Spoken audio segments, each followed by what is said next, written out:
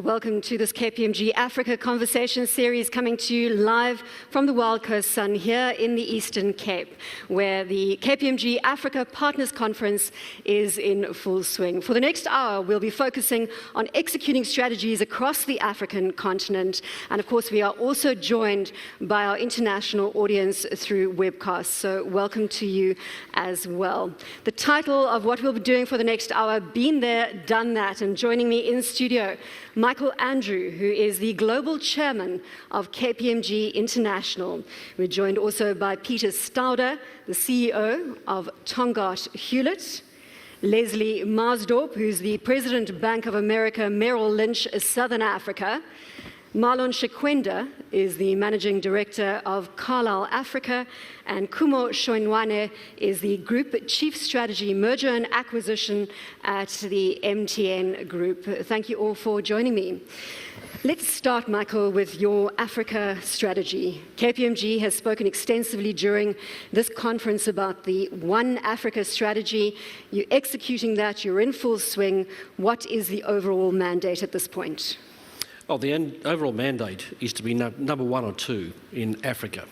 In that sense, we know our strong sort of local market position, which now by basically leveraging the combination, we hope to produce some real synergies and drive to basically make sure that we outgrow the competition. Now, Peter, you've been conquering the African continent with Tongaat Hewlett, specifically the SADC region, and you're passionate about that region. How long has it taken you to gain traction as a business across SADC? I think when you look at our business model, and for us it's generally a conversation about Africa, when you get a few Africans together, they get all enthusiastic, as they should. They see plenty of possibilities and opportunities, as you should, because it's all around you. At the end of the day, though, and that's what we pride ourselves as an organization, we pride ourselves that we've got enthusiasm, we see the possibilities and the opportunities, but then we actually run the marathon. And we don't just run the marathon, we win the marathons itself. A good example would be the way we went into Mozambique. We went into Mozambique during the 90s, after the two wars that took place, at a critical place for Mozambique. And we started to run the marathon in Mozambique. Last year, we increased sugar production by 42% in Mozambique. So that's our style. So we see ourselves as winners of marathons in a continent full of possibilities and opportunities, but where you cannot overemphasize all the issues that you need to do in terms of implementation to be successful. Marlon, to you in Johannesburg. So Carlyle is one of the biggest groups, private equity groups globally, and 15 months ago you embarked on your private equity strategy in Africa with offices in Nigeria and Johannesburg. Can you elaborate on what the last 16 months has brought for you? Yes, thank you, Bronwyn. I'd say the Carlyle entry into Africa is really a story about growth. If you look at the growth rates across sub-Saharan Africa over the last 10 years or so, the average growth rate in terms of real GDP has been 6% per annum or so. And when you look at that growth, the quality of the growth is really what has attracted us as a global institution to set up our Pan-African Fund. 2/3 of that growth has come from increasing domestic consumption. So as the economies grow, there's more money in the pockets of consumers. 1/3 of that has been commodities related. What we've done in terms of our strategy over the last, call it 16, 18 months, is, as you rightly say, we've set up offices on the ground in Johannesburg and Nigeria. I think we'll set up an office over time in East Africa, and we really see those three centers as the hubs through which we will be looking to explore sub-Saharan Africa. Well, Leslie, you've been exploring sub-Saharan Africa for some time. What do you see as the key challenges at this point? So I think most of my colleagues now have referred to Africa as the opportunity, if you like. I think it's important for us to begin to talk a little bit more detail What are some of the levers that could unlock even greater potential? And the way I look at the continent, I'd say one of the key blockages for further economic growth is power. The total installed capacity of electricity, power capacity on the continent is about 68,000 megawatts or 68 gigawatts. That is the equivalent of Spain, the equivalent of one country on the European continent. That gives you a sense of the distance we still have to travel as Africa. If you look at the size of GDP, Africa's GDP output is about 1.6 trillion. That is the size of Brazil or Russia. So whilst Africa represents major opportunity, I think there are a few major stumbling blocks that we have to address. The first one is power. The second one, I would say, is just broadly infrastructure. I mean, to move goods between countries, trade is incredibly costly as a consequence of lack of rail infrastructure, ports, inefficiencies, and so on. So the second major area, in my view, is just the upgrading of infrastructure of all types. Then the third and final area, I would say, is skills. We have a significant skill shortage, not only in this country, in South Africa, but on the rest of the continent. Kumo, back to Johannesburg. MTN is well known for its aggressive Africa strategy. Are you still excited about that opportunity? Absolutely, Bronwyn. We still think there's huge growth potential on the African continent. Clearly, it's not quite the same as we've had over the last 16 to 18 years when we're initially getting into the markets and penetration levels were extremely low. We've got a situation now where penetration levels are far higher, probably an average of 50 to 60% across the continent. So by virtue of that, the growth rates in terms of voice are certainly coming off. But as that happens, we see growth potential in other areas, especially in the data side, in terms of data services that we can be providing. So we see some huge potential in that space across the continent. Michael, let's come back to you. When we talk about challenges on the continent, what would you say has been the key impediment to the KPMG Africa growth story? Well, it's more a function of Africa. As I said, you've got 54 diverse regimes, means different tax regimes, different markets, different corporate governance. So it's not possible to seamlessly look at one single market. So as a result of which, you've had to make sure there are very localised services in each one of those particular markets. And that's a big investment and a big cost. And, it's taken us a while over time to develop the right models to respond to that. Now what we're starting to see is more clustering or consolidation in Francophone Africa, in West Africa, East Africa, South Africa, and Lusophone Africa. And we're more or less following that model. Perhaps we can get some insight, Peter, into executing a company strategy, a single company strategy across multiple territories as you have within the SADC region. I think for us, obviously, depending what industry you operate in Africa, you've got a slightly different dynamic. I was pleased this morning listening to the KPMG executives talk about their customers. Obviously, for them, that's a very important and the cornerstone of their business. Where we operate in agri and agri-processing.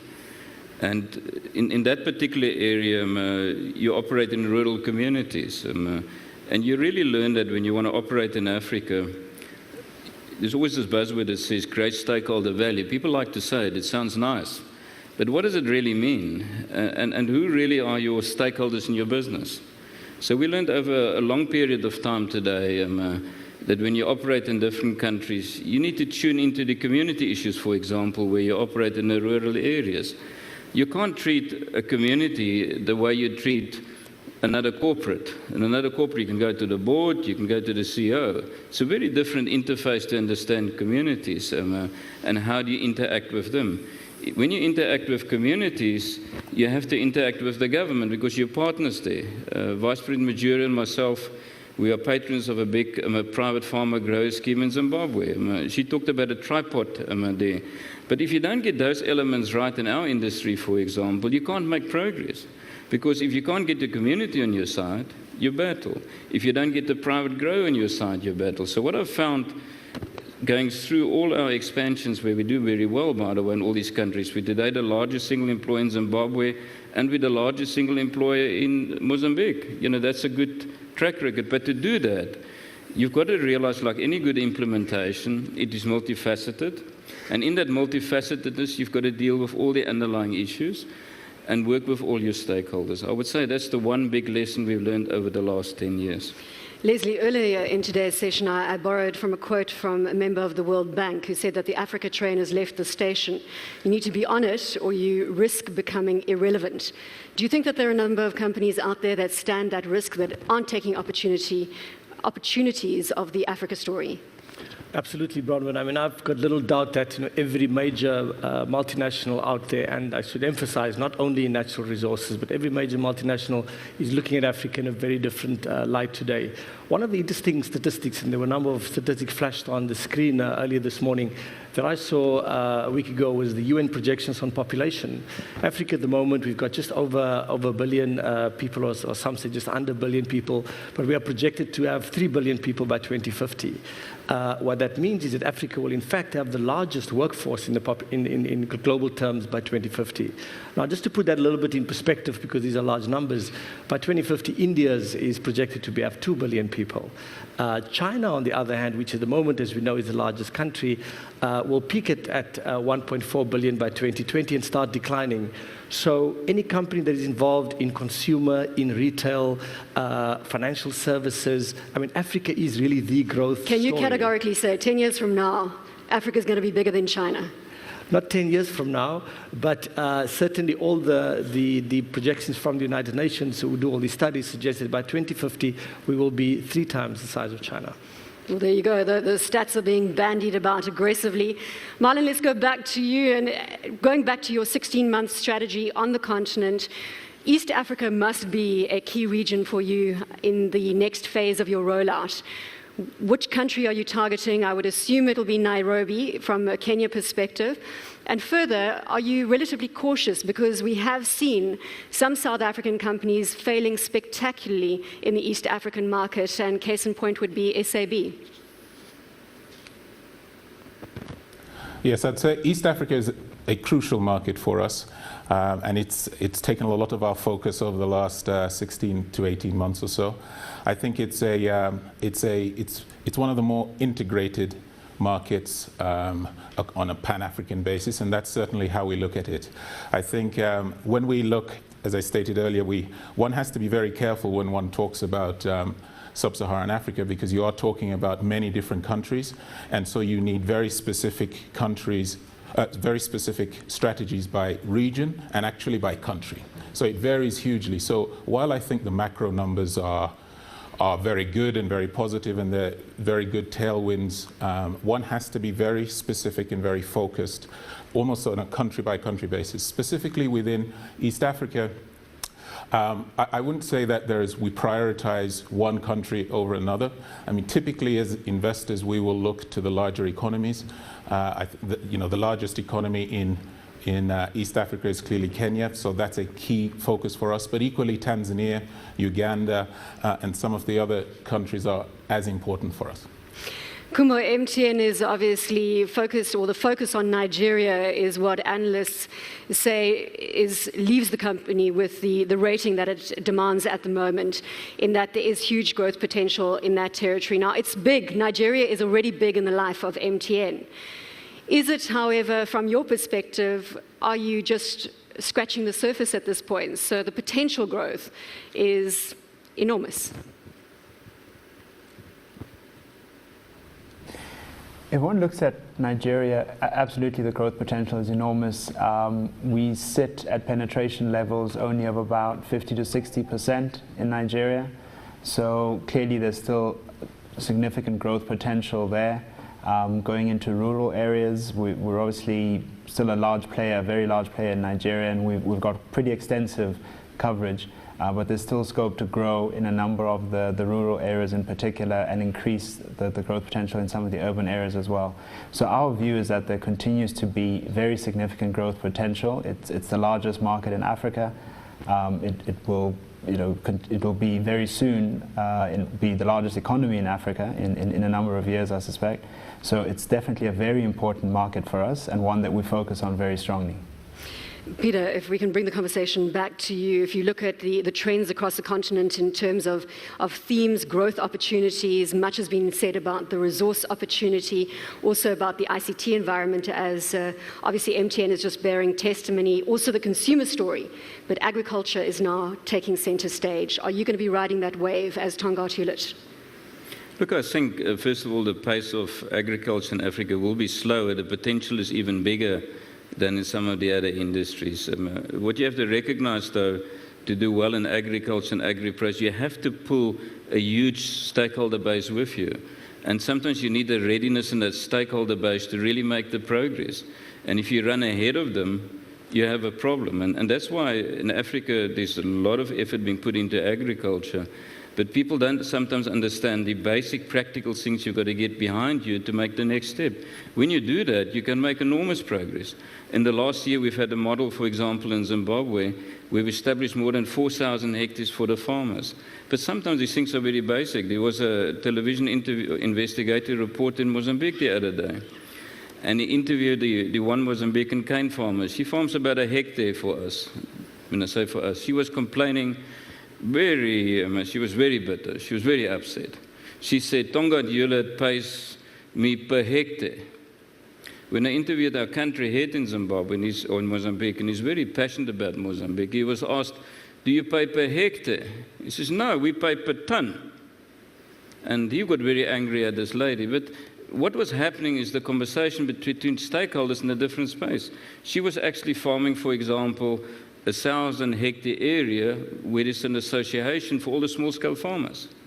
Now, they pay their people per hectare. And she was bitter that next to her, let's say, the lady wasn't farming that well, she was farming well, why should she get the same pay? But often you have to overcome all these steps. What we see in Africa today, when you look at the agriculture side, it's a different pace in the different countries.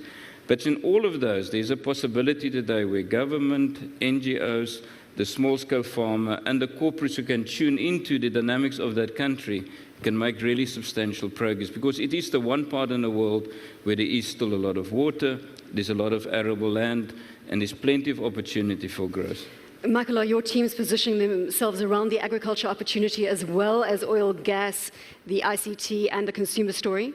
Oh, very much so, and it's a classic case of what Peter said, following your customers, listening to the opportunities, and in particular East Africa is seen as being a tremendous food bowl in the future. And it's also interesting, having a global perspective, it's fascinating for me now to see a lot of Indian, Chinese investors coming in and actually looking at the models that have worked in their countries and seeking to apply them into Africa, and partnering with a lot of rural communities in the same way they do in their countries. So a lot of these business models are actually transportable across border. Leslie, let's get a little colour about how US investors are viewing the African opportunity. Are we still a little far removed from their thinking? Look, I think Africa remains, historically the continent has been a very important source of a destination for US investors. It remains so, but there are a number of areas where African economies have not developed up the value chain. Give an example, only 1% of manufacturing, we contribute 1% to global manufacturing. So it's impossible for a large high-tech US firm to establish unless the skills base and technology exist here. So I think there are a number of reasons why Africa remain important to the US economy. First and foremost, obviously, natural resources. So there are all of the big oil When you majors. say remain important, are they deploying cash? That's what I want to know. Oh, sure. I think you haven't seen after the Walmart deal, which was probably the last big major multi-billion-dollar investment in South Africa, you haven't seen another big-ticket item yet. But there's significant investments that I think is going to happen over the next number of years in the oil and gas sector. You might know that there's been significant new natural gas discoveries off Mozambique, Tanzania, Uganda, the entire East African bloc. And you're going to see, I think, significant US multinationals moving in there again. So resources will continue to dominate the focus of the US companies, but we have to ensure that we begin to move into the more value-added sectors such as manufacturing. Kumo, I want to come back to the regional discussion, and as we've already highlighted, Nigeria is always the significant pressure point when it comes to your results in terms of the growth opportunity. What is happening in East Africa from an MTN perspective? Are you battling to get traction in that territory, or is it all systems go? No, it's very much all systems go. We have been for a long time a player in Uganda and in Rwanda. We started there in both countries quite some time ago, over 10 years ago. We're about half the market in Uganda and probably about 70% of the market in Rwanda. Now, we've also got a small presence in South Sudan, which came about after the split, with South Sudan counting as part of East Africa. It has been more challenging to get into some of the other markets. So obviously the key market in that region would be Kenya, followed by Tanzania as well. The issue with us is that obviously we're in a regulated industry. It all comes down to whether there's a license available and also whether one looks at the market and sees potential to be a significant player, either number one or strong number two. Our view is that in Kenya, clearly those positions are taken up. Safaricom is a very, very dominant operator in that market, and there's a strong number two player. Similarly, in Tanzania, we've got some of the very biggest operators on the continent outside of MTN operating in that market. So the scope for an opportunity for us to get in there and actually become a reasonably sized operator are low. So we're not actively looking at opportunities in the other countries in East Africa at the moment. But like I say, we're a very significant player in Uganda and in Rwanda. Marlon, we know that debt relief 2001-2006 was widespread across the African continent, obviously originating from the Paris Club. At this stage, African companies and African countries are able to raise money relatively cheaply. But perhaps the question now is, how long will investors give for that delivery, for the promises to come to fruition? That must be a key question that investors that you interact with globally are asking. Is Africa going to deliver on its promises? Is Africa going to deliver? Yes, Bronwyn, I think that is the multi-billion-dollar question. I think, as I stated at the beginning and as others have said on this panel, the historical growth over the last 10 years has been very strong. Only India and China have grown faster than us. And looking forward, it's projected to continue to be strong. I think only China is projected to grow faster than sub-Saharan Africa as a region.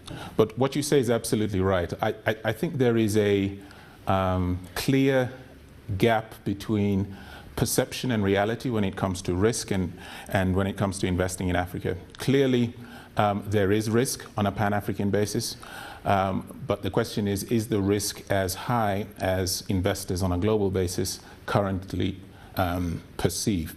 I'd make a sweeping generalization to say that risk premium that has been required of Africa in the past is reducing. I still think we are very much, as a continent, in delivery mode.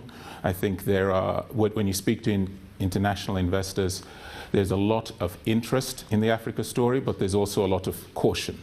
And typically people are starting to get the message that most of the economies now are actually growing relatively quickly compared to a lot of our global peers.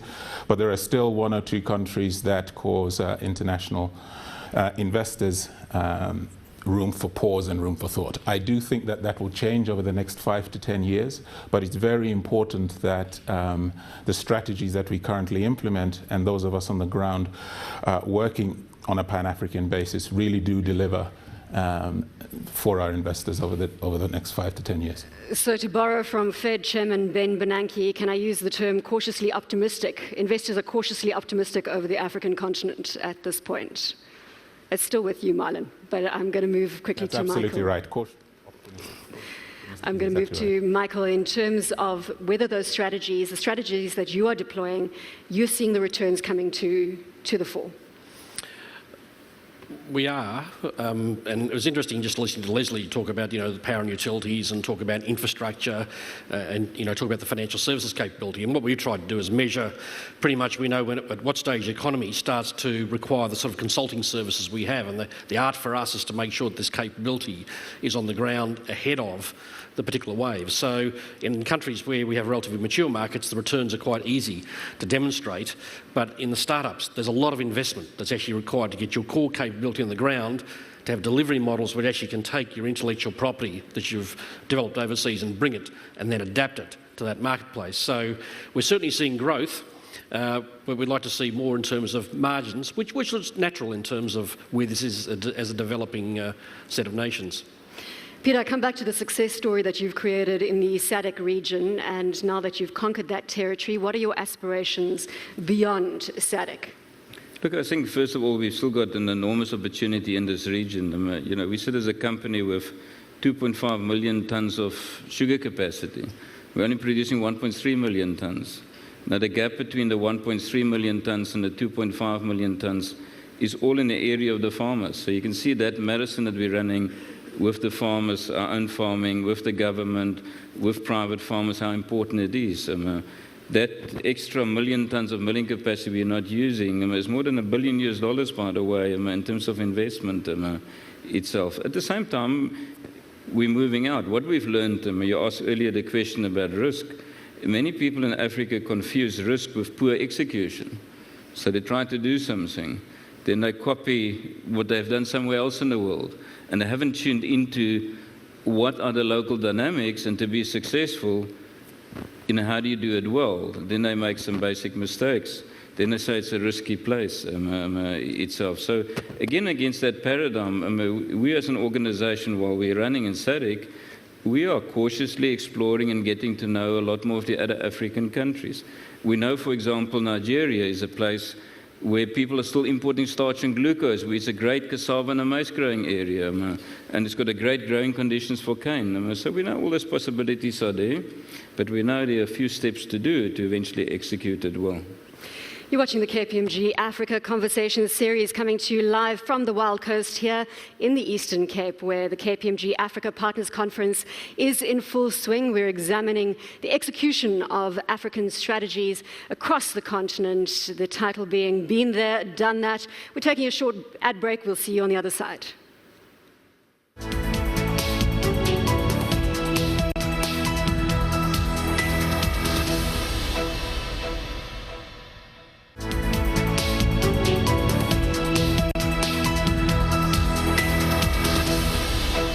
Welcome to this KPMG Africa Conversation Series, coming to you live from the Wild Coast Sun here in the Eastern Cape, where the KPMG Africa Partners Conference is in full swing. We're discussing the execution of strategies across the African continent, the title being Been There, Done That. And coming back to my panelists, Michael, if we could get your vision in terms of where you would like to see KPMG on the African continent 5 years from now. Number one or two in the key markets. All of our global clients will be investing here over the next 5 years, and we just need to make sure that we've got the right capability on the ground in all of these countries. Peter, just staying with current news flow, if you can potentially just give us an update on Zimbabwe. You have conquered that territory. Obviously, Zimbabwe always makes a lot of noise. I think it's very important that one doesn't confuse the drama with the marathon, or that you confuse the latest little hill with the marathon itself.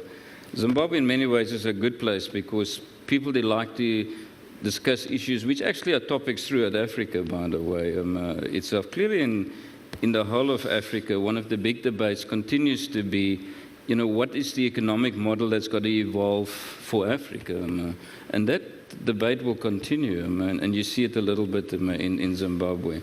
We found Zimbabwe, obviously during the macroeconomic turbulence that there was really a testing place. So when you had hyperinflation, when the banking system collapsed, it really was a tough place. But we ran the marathon because we know we're in it for the marathon. We found a way with 18,000 employees to get them through those macroeconomics of hyperinflation. You know, we learned that after 49 noughts, the English don't have a word after zillion. I mean, we were joking about that at the time. But then there was a miracle in Zimbabwe that Zimbabwe hasn't given the recognition for, by the way, in many, many ways, in my opinion.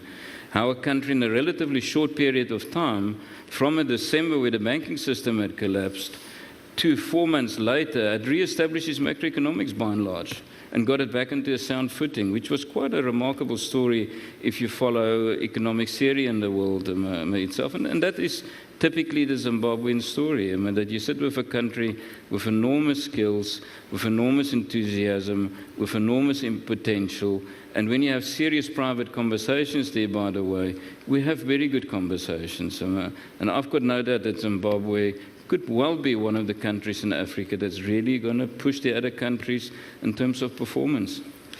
Leslie, in general, are we seeing better consistency of policy across the continent? I'd say one of the real challenges that we face on the continent, Bronwyn, is the lack of, if you like, harmonious sort of regulatory frameworks across government. So, as we know, Africa is not one country; it's 53 or 54 jurisdictions, depending how you count, and that in and of itself is a significant stumbling block. I mentioned earlier on that one of our big problems is this power capacity, because for an economy to grow, you need power. There is significant hydropower potential on the continent. If we could, for example, I think something like 90% of the hydropower potential is unexploited in Africa. If we could get a number of governments to collaborate, for example, around Inca, if you look at the DRC, we could power most of sub-Saharan Africa, right? So one of the real challenges is that we haven't been able to work across jurisdictions. So each country, each sovereign unit functions on its own. So harmonization of policy and regulatory frameworks is a big and major stumbling block still. I think it's very important, Marlon, to focus on your experiences and, of course, the other gentlemen that joined me on the panel. Take us back 16 months. How easy was it to set up that office in Nigeria? I wouldn't say that there was any difficulty in setting up either office, actually, because if you look at what our strategy is, when we took a step back and said, what are we trying to achieve here? What we're trying to achieve is building a preeminent investing business on a Pan-African basis. So what does that actually mean? Well, it means that you probably need on-the-ground representation in your key markets. And so South Africa and Nigeria are just the start. Together, they are roughly 50% of Sub-Sahara's GDP. And so those are natural places to start. And I'd say that they also act as a hub in terms of regional economic activity. So South Africa, obviously, in Southern Africa, and Nigeria in West Africa. I think the discussions we had around strategy and setting up of offices is more, when do we open the next office, and where should that be? It will probably be in Kenya. Can't give any specifics around timing. And where are we likely to see the best and most lucrative opportunities for our investor base? And so the actual specifics itself of opening the two offices was a no-brainer. I think that the Carlyle model globally is to try to benefit from our international expertise. Obviously, we've been doing this on a global level for over 25 years, but to keep things very local. And you'll see that the composition of our teams represents the geographies that we'll be looking to invest in, and our strategy is very much evolved to cater for the Pan-African markets. Let's go back to MTN and to Kuma while we're chatting about sharing your experiences. What is the one thing that you don't do in Nigeria? I need to get clarification on that. When you say don't do, in terms of in terms of product if you've services that we provide, or no, if you've got a lesson for us in terms of an established business in Nigeria. Obviously, there have been challenges along the way. Is there anything that you can highlight for our audience in terms of what doesn't work in Nigeria? Perhaps if I rephrase it to that extent. Probably thinking that you've learned a lesson or a way of doing things in South Africa, and then coming along to Nigeria and saying we're going to graft this into the system here, doesn't work. So it's very important to come to Nigeria, get to understand the environment, get to understand the market, and then apply policies and procedures and a way of operating that is relevant for that market. I think that's probably the biggest lesson. And it's probably the biggest lesson throughout our operations, which is there isn't a cut and paste. There isn't a South African model which you simply roll out across the rest of the operations. It's very much important to look at each of the countries on their own merits and apply ways of working that are specific to that country. Keeping in mind, of course, that we're a broader group and at some level there has to be some kind of harmonization, but at specific levels you do need to be looking very much at what works in each of the countries. You've certainly hit a chord with our panelists, and Michael, you're going to take the stage first. Well, I think the lessons, I think, to sum up, is that for strategy in Africa, I think you need a bottom-up strategy where local management is telling you what the customer requirements are, but you need a top-down strategy too to sort of bring the benefit of what is actually happening in the rest of the world and the synergies right across the continent together, as Leslie and Peter have talked about. And Peter, you've been nodding furiously while Marlon was giving us that information and Kuma was giving us that information. I think just to confirm, and one can verbalize in a different way, but one of our struggles has been, and we're still busy with it all the time, is how does the executive see themselves and how does the board see themselves? Do they see themselves as a South African company that's investing in Africa? Or do they see themselves as an African country or a company itself? Now, there's a bit of a truth in both, obviously, in the conversation. Our biggest conversation in our organization is not to see ourselves as an African company investing in these other countries, but rather see ourselves as the evolving of an African company that will help the African seam a little bit. Now, to do so, it is very critical, as said before, that you understand a little bit the local dynamics. The dynamics in Mozambique are not the same as in Swaziland, they're not the same as in South Africa, and they're not the same as in Zimbabwe. There's a different conversation in Zimbabwe. And all those things, the basics apply as leadership. One of the basic issues as a leader is to actually observe and to listen with an open mind, by the way, meaning you don't sit with preconceived ideas in the process. And that's been quite a journey. At the same time, you've got to balance the aspiration of the country and that theme, and that's also quite a balancing act. We are very proud today that our head in Mozambique is a passionate Mozambican, but also is developing a passion for the African theme. Our Zimbabwean is a passionate Zimbabwean, but also developing the possibilities of an African theme is becoming much more important in their life. But it's quite a balancing thing. You've got to it's a bit like having children. You can't treat all your children the same. And it's a little bit of that similar dynamic that you've got to have as a mindset when you run your business. Africa, by the way, needs also some African companies, because that will overcome some of the boundaries that we've got in Africa. Leslie, are South African executive teams sometimes the biggest detractors to the Africa growth story? They don't believe it.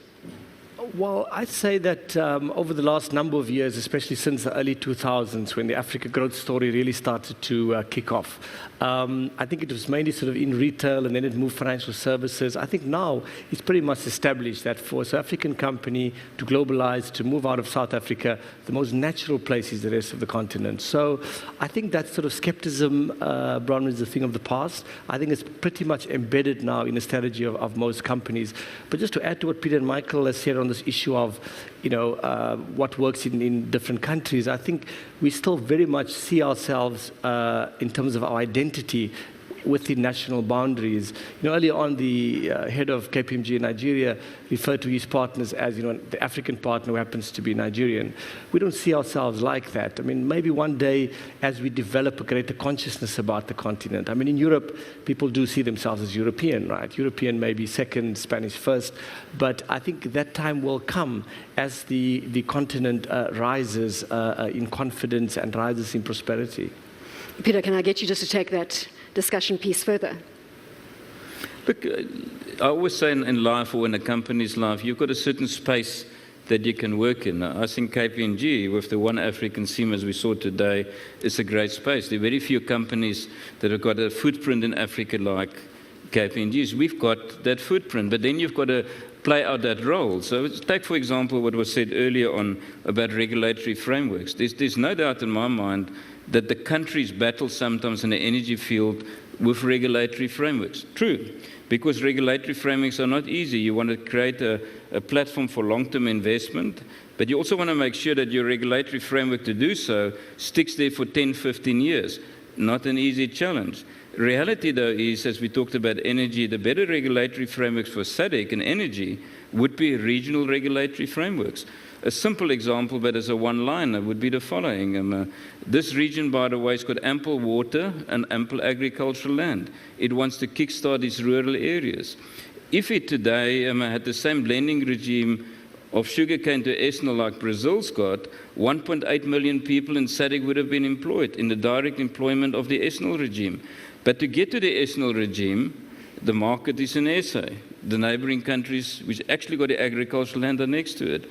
So different organizations, different people have got a different space in the sun. We've got no doubt where we are a Stongard Hewlett. Our space in the sun is to help a little bit, particularly in the southern part of Africa, to make this region more coherent and to really get the possibilities in the economic growth in this region out, making sure that people can see delivery. And that's our space in the sun today. Michael, it's going to be a difficult question for you to answer because without showing favoritism, but what most excites you about the African continent? Is it a country, or is it a specific sector, or an opportunity? I think the thing that excites me most is the size of the domestic economy and the passion that people have to raise their living standards and to actually seize the opportunity. I mean, Africans are very emotional people, and every time I travel through a country, I'm always impressed with just the fervour and the desire to basically improve my country, whereas elsewhere in the world I see complacency. I actually don't see that here. I see a real drive to seize the opportunity that's available today. Staying with opportunities, Marlon, having been to Lagos recently, I just look at those numbers in terms of population size, 160 million people.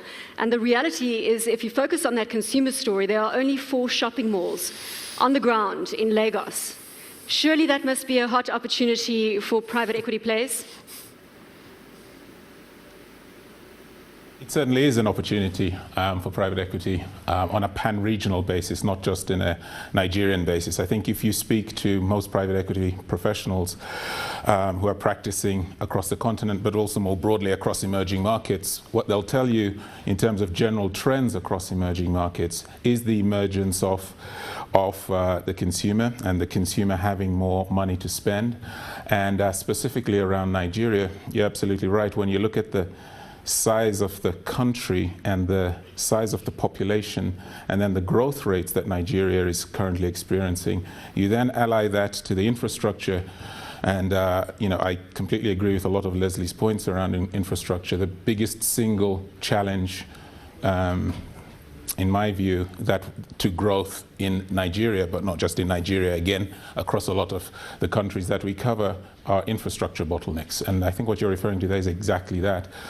If one could, and we've looked at this in many different guises, if one could improve or increase the number of shopping malls and places where consumers could go and shop, I think that's a fantastic opportunity, and those are exactly the sorts of things that we see and we're looking to potentially invest in. We're going to be taking questions from our audience at this stage. We have deployed mics within the audience, so if you could come forward with your question. Bronin, this is Josephat from KPMG in East Africa. Thank you very much, gentlemen, for that presentation. Very quick question. Leslie, you mentioned that Africa is largely a 1% a continent, maybe maximum 5%. But in some respects, for example, if you look at money transfers, mobile money transfers, we are the global leader. 60%, coming out of East Africa. You mentioned Inga as well. It could be the single biggest power production in the world. What opportunities, all of you, do you see where Africa makes a quantum leap and ceases to be 3-5% and becomes 30%, 40%? Leslie? If I could just kick off, firstly, the reference I made to 1% was we contribute 1% to global manufacturing. I was just trying to give you a sense of proportion in terms of where the potential opportunity lie. But to answer your question about where are the areas where we could significantly leapfrog, I think financial services is certainly one. You already made reference to mobile payments. I mean, most people in this audience would probably not be or would be aware that M-Pesa, one of the leading innovations that took place in mobile banking, originated in East Africa, and the rest of the world is actually learning from that region. So financial services is going to be a significant area of growth, specifically because we can leapfrog. Like in telecoms, and Kumo will tell you the story of how in Nigeria and a lot of the African countries, there were very few fixed lines when MTN entered, but mobile telephony has enabled these countries to skip a generation of technologies. In a similar way, in financial services, a lot of countries are not establishing your traditional bricks and mortar banks, but will be able to use mobile banking and other forms of banking, which enables Africa to skip an entire phase of development. So there are a number of areas where I agree, you're absolutely right, we will be able to accelerate development. We have another question. Yes, sir, please go ahead. Thank you very much for your presentation. My name is Shea Bickerstead. I'm from KPMG Nigeria. Sometimes when we have occasions like this, we have all these expectations and all this optimism.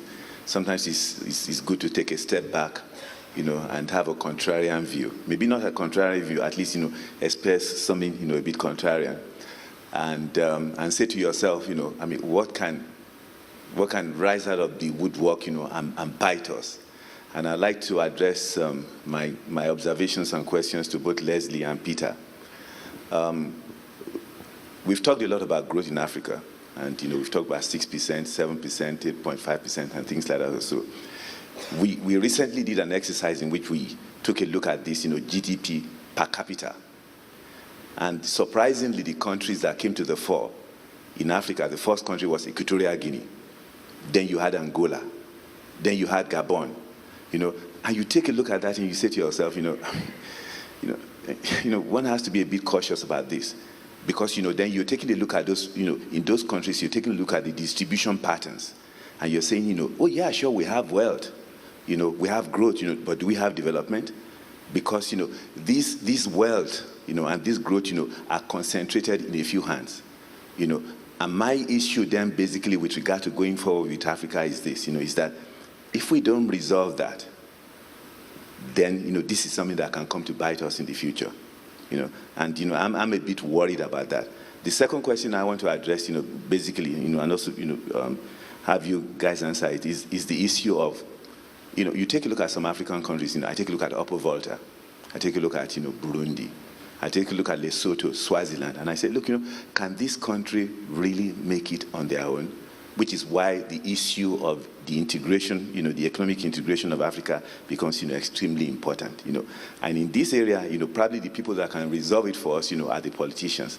So I'm quite happy that tomorrow morning we're going to have a breakfast with the president of the African Union, so they can tell us, what we need to do. Because see, if you take a look at the African region, there isn't, a lack of people with a drive, with the entrepreneurship. Sometimes, I'm not a Tea Party person, but sometimes I feel that what government has to do is to do what they're supposed to do and just kind of get out of the way. Okay, I'm going to get that question back to panel. Leslie, if you could answer the first part of it, please, and Peter, the second part in terms of your SADC expertise.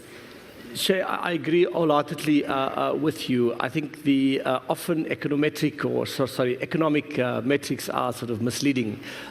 Simply looking at sort of economic statistics is not really very helpful.